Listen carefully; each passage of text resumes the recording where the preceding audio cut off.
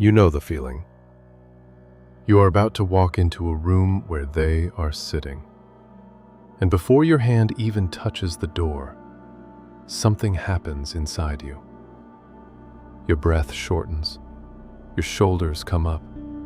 Your mind starts running, quickly, automatically, without being asked, through everything you have done today. Everything you said. Everything you might have done wrong without knowing it. You are calculating before you have even seen their face, before anything has happened. And the most devastating part of what I am about to tell you today is not the psychology behind why you do this. It is that you were doing it so automatically, so completely without conscious awareness, that you probably called it normal. You probably called it being careful. You probably called it loving someone. It was not normal. It was not careful. And it was not love. It was survival. Stay until the very end of this video, because the last thing I am going to tell you is something that nobody says directly to people who have lived this way. And it is the thing that changes not just how you understand what happened, but how you understand what you are allowed to feel in rooms for the rest of your life. Let me take you into an ordinary Tuesday evening. You are making dinner. Everything is fine, or everything seems fine. But there is a specific quality to the silence coming from the other room that you have learned to read the way a sailor reads weather. Not what they are saying, what they are not saying. The quality of the quiet, the specific weight of it. Whether it is a neutral quiet or a loaded one. Whether the atmosphere has temperature. And you are monitoring all of it, while chopping vegetables, while stirring something on the stove, while appearing to anyone watching to simply be making dinner. But you are not just making dinner. You are running a continuous background calculation that never fully turns off. Is everything okay? What is the mood? Did I do something? What was it? How do I fix it before it becomes something larger? How do I get through this evening without the air changing? That calculation, that exhausting, consuming, invisible labor, is what walking on eggshells actually is. Not a phrase, not a metaphor. A way of living that you adapted to so completely you forgot it was not how everyone lives. Walking on eggshells refers to the constant state of anxiety and fear that comes from being in a relationship with someone who has a deep-seated need for control and validation, who will go to great lengths to obtain it, often at the expense of everyone around them. But here is what that clinical description does not capture. It does not capture what it costs. The specific, daily, accumulated cost of living in a state of perpetual readiness for something that might or might not come. Of loving someone whose moods had no reliable logic. Of trying to understand rules that changed without announcement. Of doing everything right and still somehow getting it wrong. Of standing in a kitchen, monitoring silence, and calling it an ordinary Tuesday. Narcissists often create situations where people walk on eggshells around them deliberately, because people in fear are more likely to do as they are told, and the narcissist can be snappy and demanding and still enjoy preferential treatment from everyone rallying around to soothe them. But I want to go deeper than the deliberate tactics, because understanding that it was deliberate, understanding that the unpredictability was often manufactured, that the impossible standards were set up to fail, that the hot and cold was designed to keep you off balance, is only part of what you need to understand. The other part is what it did to you. Not in the dramatic moments, not in the incidents that you remember clearly, in the ordinary Tuesdays, in the small, daily adjustments you made so automatically you stopped noticing you were making them. Let me show you exactly what those adjustments were. The first adjustment was to your voice. At some point, you probably cannot pinpoint exactly when, you started editing before speaking. Not consciously, not as a deliberate decision, but as a response to accumulated experience. The experience of saying something innocently and watching it land wrong. The experience of a question being taken as a challenge. The experience of a comment being heard as a criticism that was never intended. And so, without being told to, without anyone asking, you began running your words through a prior filter. Is this safe to say? How will this land? Is this the right moment? Should I wait? Should I not say it at all? You give up on your opinions for fear of causing an argument, of them giving you the silent treatment. And slowly, you lose who you are to please the narcissist. The edited version of you, the carefully filtered, pre-calculated version, became the version that showed up. And the unedited version, the one with the immediate reactions, and the unprocessed opinions, and the full feelings.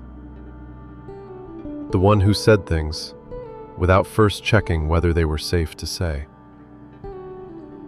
That version got quieter and quieter until you may have found yourself in conversations with people who were completely safe, with friends who had never once punished you for saying the wrong thing, still editing, still filtering, still pausing before speaking to run the prior calculation that was never necessary with them. The filter outlived the person who required it. The second adjustment was to your emotional expression. Over time, you start to lose your sense of self as you continually prioritize your partner's emotional state over your own needs. This self-suppression results in a diminished sense of identity and self-worth. Here is how it happens specifically. There was a version of an experience, your feeling, your legitimate response to something that happened, that was too much, too loud, too inconvenient, too threatening to the specific emotional ecosystem you were trying to maintain. And you learned, through experience, through repeated consequence, to manage it, to bring it down to a version that was more acceptable, less disruptive, smaller. You became extraordinarily skilled at emotional compression, taking something large, anger, hurt, grief, joy, excitement, and making it into something that would not disturb the atmosphere. And that skill, that specific, practiced, refined capacity for emotional compression, followed you out into moments of genuine safety where you almost felt something fully and then, automatically, without choosing to, brought it down to the acceptable version. Into relationships where the other person was genuinely asking how you felt, and you gave them the compressed version, because the uncompressed version had not been safe for so long you could barely access it anymore. Into rooms where the weather was fine, and you were still dressed for a storm. The third adjustment was to your sense of what was normal. When you first meet a narcissist, it does not start like this. Because they are usually charming and delightful, you may at the start never even imagine arguing with this person because they seem really laid back and easygoing. This is why it is so confusing when the cracks appear and they start acting narcissistically. You think it is something you have done. By the time the eggshell walking was established, by the time the monitoring and the filtering and the calculation were fully embedded, They had been embedded gradually enough that you had lost the reference point.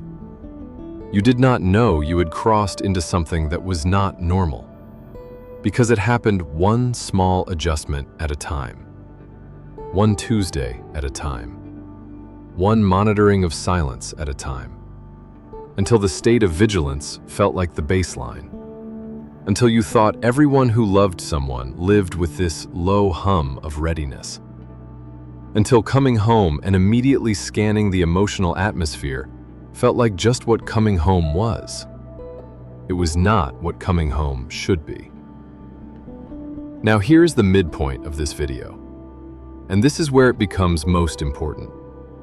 Because everything I have described so far, the voice editing, the emotional compression, the lost reference point, those are the adjustments you made to them, to the relationship, to surviving in the specific environment you were in. But here's what most people never fully understand. The most lasting damage of walking on eggshells is not what it did to you in that relationship. It is what it taught your nervous system to expect from all relationships. Breaking free from the narcissist, you might still suffer from these effects as you have been programmed to think this way. So you fear reactions from others who would not react to you in an abusive way. Your nervous system learned something. It learned, through thousands of repetitions, through years of Tuesday evenings and door handles and shoulder rises, that other people's moods are your responsibility. That the atmosphere in a shared space is something you are supposed to manage. That love requires constant readiness. And nervous systems that have learned something do not unlearn it simply because the situation changed. So you carry it into new relationships with people who have never once made the air change unpredictably. You still check the quality of their silence. You still scan for weather. You still feel a low-level readiness that never fully turns off, even in rooms that are genuinely, completely safe. And you wonder why you cannot relax, why intimacy feels exhausting, why you brace for things that do not come, why you are so tired in relationships that should feel easy. This is why. Not because something is wrong with you, because something was trained into you. At the level of the nervous system, at the level of the body, below the reach of simply deciding to be different. Let me show you the specific things that we're trained in. The first is hypervigilance, that reads neutral as threatening. Fear of triggering someone's hypersensitivity creates anxiety and tension that becomes the baseline state. Walking on eggshells becomes the constant lived experience of the relationship. After sustained exposure to genuinely unpredictable reactions, after enough experience of neutral situations turning suddenly and without warning, your nervous system stopped waiting for evidence. It started anticipating. It started reading neutral faces as potentially dangerous, reading silence as potentially loaded, reading a partner's ordinary tiredness as potentially the beginning of something larger. And because anticipation sometimes prevented the larger thing, because the calculation and the adjustment sometimes worked, your nervous system learned that the vigilance was protective. So it kept doing it. In rooms where it was not needed. In relationships where it was not warranted. With people who had never once given it cause. The second is the inability to tolerate your own needs. You never win an argument. You are always the loser in the blame game. When they lose something, it is your fault. When anything does not go their way, it is your fault. In an environment where your needs consistently created problems, where expressing what you wanted led to conflict, where asking for something led to being made to feel unreasonable, you learned to need less. Or more precisely, you learned to express less. To pre-abandon your needs before anyone else could reject them. To anticipate the response to your need and decide it was not worth having. And in your adult life, in relationships with people who genuinely want to know what you need, who are genuinely asking and genuinely willing to give it, you still pre-abandon. Still decide it is not worth having. Still feel the specific guilt of needing something from someone who loves you. Because needing something cost you so much for so long that your nervous system treats it as dangerous, regardless of the actual conditions. The third is the startle that never left. You are in a completely safe space. Someone drops something nearby. A door closes louder than expected. A voice rises in conversation. Not at you, not in anger, just with enthusiasm. And something inside you activates. Before you can think, before you can process, the shoulders, the breath, the readiness, the specific alert that was built by years of needing to be ready. That startle, that automatic precognitive physical response, is not anxiety. It is memory. Living in your body, telling you things that are no longer true about the rooms you are currently in. Now, what actually helps? Not what sounds like it should help. What actually does. The first thing is naming what it was. Not minimizing. Not softening it for anyone's comfort. What you were doing on those Tuesday evenings was not being careful. It was not being loving. It was not being sensitive to someone else's needs. It was survival behavior that you developed in response to an environment that required it. And naming it exactly, saying the words, allowing the full weight of what they mean, is not self-pity. It is accuracy. And accuracy is where recovery begins. The second thing is learning to distinguish real signals from trained ones. Your nervous system sends you signals. Some of those signals are accurate, responsive to what is actually happening in the room you are actually in. Someone is genuinely upset. Something genuinely needs your attention. Some of those signals are trained. Automatic responses to patterns that are no longer present. Neutral silence that your body reads as loaded. Ordinary tiredness that your system reads as warning. The work, the slow, patient, sometimes frustrating work, is developing the capacity to pause between the signal and the response. To ask, is this signal responding to what is actually here? Or is it responding to what used to be here? Not every silence has temperature. Not every closed door means something is wrong. Not every room you walk into requires a calculation. The third thing is deliberate practice of not monitoring. Because the monitoring was learned through practice, through thousands of repetitions of scanning and adjusting, it can be unlearned through practice too. But unlearning requires doing the opposite of what was trained. Sitting with the uncertainty of not knowing what the atmosphere is. Not filling the silence with calculation. Not adjusting before anything has happened. Letting the room be whatever it is. And discovering, again and again, in room after room, that when you stop monitoring, the rooms do not fall apart. The weather stays fine, because the weather was never yours to manage. The fourth thing is professional support that works at the body level. Because the eggshell walking was built in the body, in the nervous system, in the shoulders, and the breath and the startle, it needs to be addressed in the body. Somatic therapy, EMDR, trauma-informed approaches that understand the difference between knowing something intellectually and having your body actually believe it. You can know completely, clearly, that you are safe, and your body can still be braced. Both of those things can be true at once. And the work is not convincing your mind.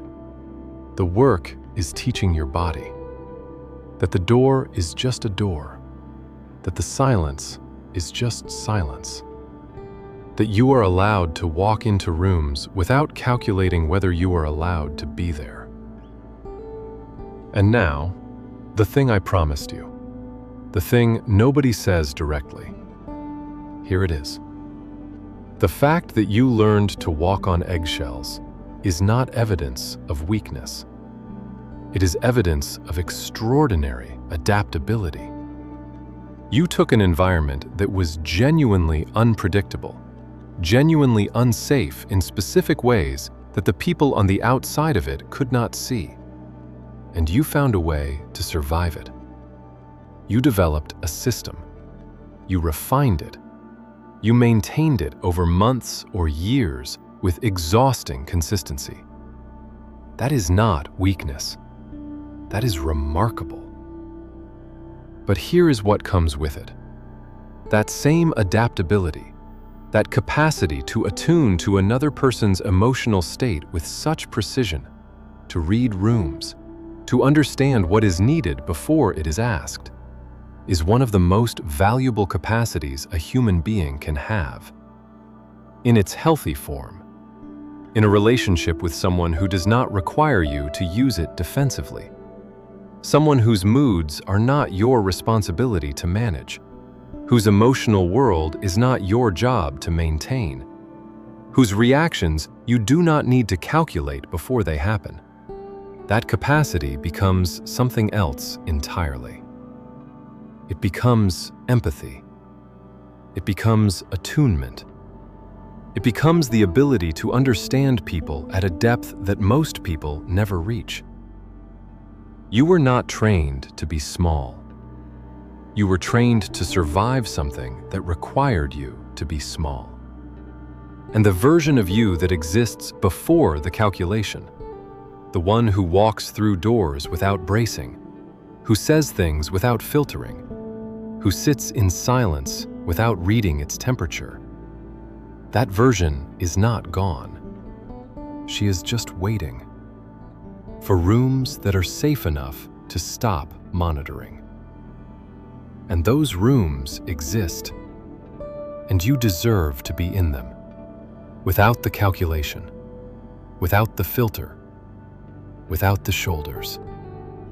Just you, walking through the door, and letting whatever is on the other side simply be what it is.